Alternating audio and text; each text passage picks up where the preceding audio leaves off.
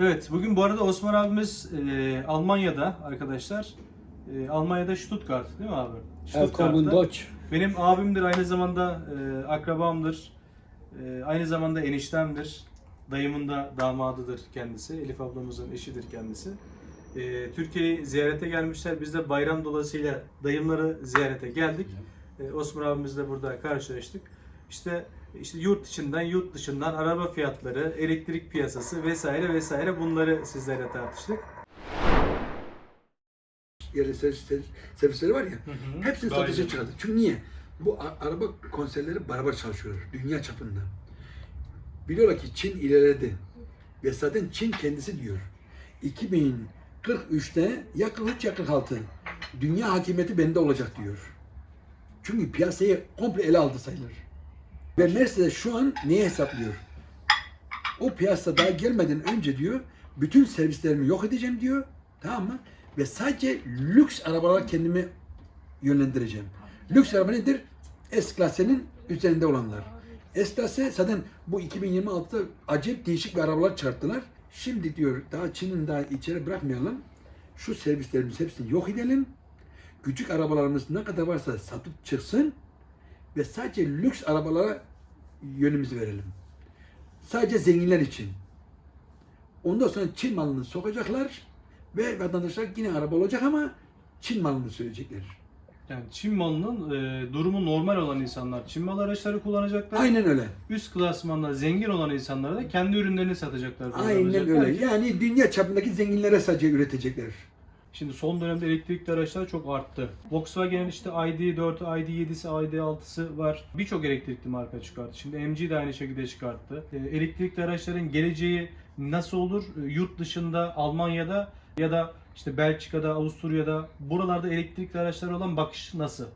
Şimdi bakışı şöyle. Eğer bir iş için kullanıyorsan mesela örnek taksi olarak bu süper. Neden? Benim bir arkadaşlarım da var, tanıdıklarım. Onlar taksicilik yapıyor ve kendi arabaları almış elektriğini ama iyi tarafını nasıl oluyor? Eğer kendi olduğu bölgede bir şarj takılacak bir yer varsa güzel. Ama yoksa Sıkıntı. sıkıntılı.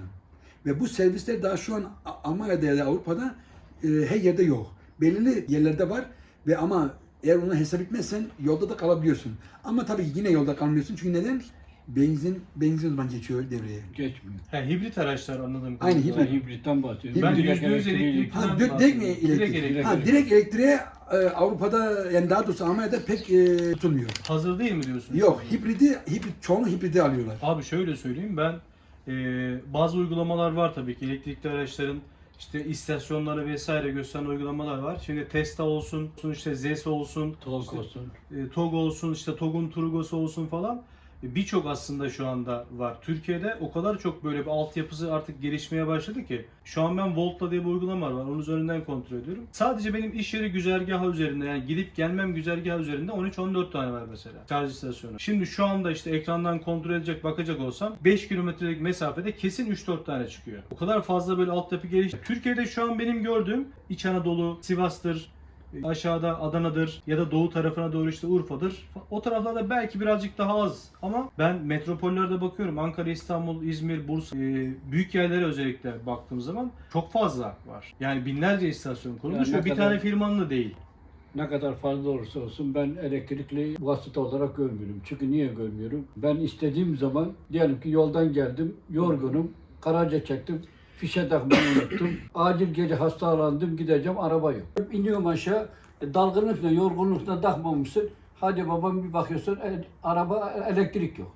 Dayı şöyle söyleyeyim, elektrikli araç kullanmaya başladığın günden, andan itibaren hatta şimdi ekranda kocaman yazıyor ya, yüzde bilmem kaç şarj, gideceğim mesafeyi de tahmin olarak söylüyor Benim ya. arkadaşım var, ben kullandım. Yani Tolk unutma lüksün kullandım. olmuyor, dalgınlık lüksün de olmuyor. Olmuyor da olduğunu kabul Dün bu et. tarafa çıkacağım dayı. Hatta kanalda onu da paylaştım. Arkadaşlar izleyebilirler. Dün bir tane bir şarj istasyonuna gittim. 4 tane birden soketi var. 4 soketin 4 tanesi de iptal. Çalışmıyor. Ama buradaki hizmet kalitesi de önemli. Onu da zaten belirtmiştim. İşte acil bir yere gideceğiz. 10 dakika şarj edeyim de İşte %30-40 olsun hemen yola çıkayım diyoruz belki ama ilerleyen süreçte bunlar da kalmayacak dayı. Yalnız bir şey soracağım. Sürerken kendisi şarj ediyor.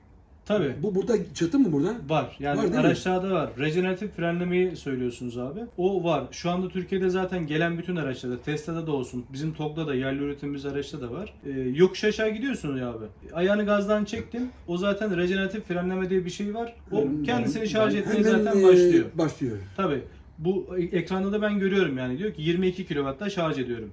Veya çok dik yokuşsa 25, 30, 50. Bir de frene basarsam 60-70'e kadar çıkıyor. 20 kilometre yokuş aşağı ineceğim bir yerde yani çok rahat 20-30 şarjını doldurabilecek duruma geliyor. %20, %30 şarj dolduruyor neredeyse. Tabii yokuş yukarı çıkarken de elektrikli araçların en büyük dezavantajı o. Çok fazla tüketiyor ister istemez. Bana göre avantajı şu, bir hiç ses yok araçta. Tabii çok yüksek süratlere çıkmazsan rüzgar sesi bile gelmiyor. Çok Çıkarsan güzel ya. lastik sesi, O kötü işte. yok uyku gelmiyor dayı. Uyku geldiği anda araç zaten direksiyonu Direksiyon titretiyor. titriyor. Seni yani yönlendiriyor seni. Tabii. Ama biz halk, Uyandırıyor. halk olarak daha biz o şeylere gelemedik yani. Şimdi Oluyor. Sen bir şey yapamıyor gibi ama. Yo Kendisi- mesela benim arkadaşlarımın çoğu şarj doldurmayı hala beceremiyor. Tok var. beceremiyorlar mı? Tok var hala beceremiyorlar. Aslında çok kolay. Yani zor bir şey de değil. Öngördükleri batarya aynı fiyatı arabanın bir araba daha alıyorsun. Batarya fiyatları tabii birazcık daha yüksek maliyet olarak. O kadar bu yüksek. Ben bir şey söyleyeceğim. O batarya bittiğin zaman o atılıyor mu? Hayır, şöyle abi aslında. Bunu geçenlerde Gürcan Karakaş'a da sordular. Bizim TOG'un CEO'su. Gürcan Bey şöyle söylüyor. Diyor ki arkadaşlar siz diyor bir cep telefonu kullanıyorsunuz. 5 yıl sallıyorum kullandığın cihazı. Şarjı da %80'e ulaştı. Hani pil ömrü diye bir şey var ya Evet. girdiğin zaman. Pil ömrü %80 gösteriyor. Sen diyor cihazı kullanmıyor musun? Kullanıyorsun. Sadece diyor tek eksiği daha hızlı bitiyor. Normalde gideceğin 400 kilometrelik menzil 200 kilometreye düşmüş oluyor.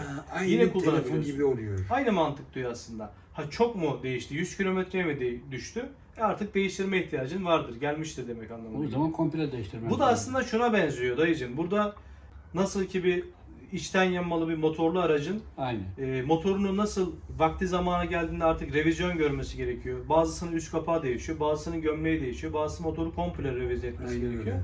Onun gibi düşün. Yani belli bir kilometre yaptıktan sonra onun da ister istemez şarjı bataryası bitiyor. Yenilenmesi gerekiyor ve yenilemek zorunda kalıyorsun. Aslında olay bu. Ha, çok büyük bir problem olur mu dersen bana göre çok büyük problem olmaz. Çünkü bundan 8 yıl sonra ya da 10 yıl sonra o aracı zaten sen kullanmışsındır. O araçtan alacağını zaten almışsındır. Yani bataryayı değiştirirsin, değiştirmezsin. Değiştirmek zorunda kalırsan değiştirirsin. Ama motor araba istediği zaman motor da yaptırmak zorunda kalıyorsun aslında. Tabii burada batarya teknolojisinde kendisini geliştiren firmalar birazcık daha ön planda olacak gibi görünüyor. Çünkü hem bataryanın kalitesi hem ömrü, Tesla'nın kullanmış olduğu batarya çok daha verimli olmasına rağmen uzun ömürlülük açısından da işte BYD'nin kullandığı batarya mesela çok daha değerli diyorlar. Hem de daha güvenli batarya. Şimdi bu teknolojiyi kim ne kadar çok geliştirir ise şayet yani geleceğe özellikle elektrikli araçların geleceğine de o yön verecek anlamına geliyor aslında. Bunu BYD yaparsa BYD, Tesla yaparsa Tesla. TOG tabii ya bizim Türkiye'nin gururu zaten. Türkiye'de şu an en çok satılan TOG bildiğim kadarıyla Mayıs ayında 3000 küsur satış yapıldı TOG'da yine.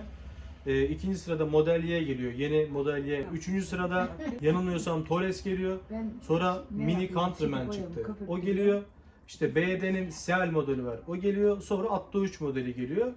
Sonra Kia EV3. Sıralama aşağı yukarı bu şekilde ilerliyor. Diyorum yani elektrikli araç dünyasına biraz da böyle yön verecek olan şey bir menzil, iki batarya yapısı. Yani kalitesi, sağlamlığı, güvenilirliği. İnsanlar üstüne oturduğu zaman bataryanın patlar mı patlamaz mı endişesini hissetmemesi lazım ki elektrikli araca otursunlar. Şey gibi düşün. Şimdi dizel araba kullanan birisi işte LPG'li bir araca bindiği zaman tedirgin olur ister istemez. Ben bilemiyorum. Mesela şeye bile sokmazlar. AVM'ye girmesi bile yasaktır. Yasak, Niye? evet. Patlama, parlama riskinden dolayı sokmazlar gibi. Ne oluyor? Ezan okunacak galiba. Evet. Neyse burada o zaman kapanış yapalım. Hepiniz sağlıcakla kalın. Bir dahaki Allah'a emanet sohbette olun. görüşürüz. Bir dahaki sohbette görüşmek üzere. Kapanışı Almanca yap abi istersen. Einen schönen Abend wünsche ich Ihnen. Hoşçakalın. Tak.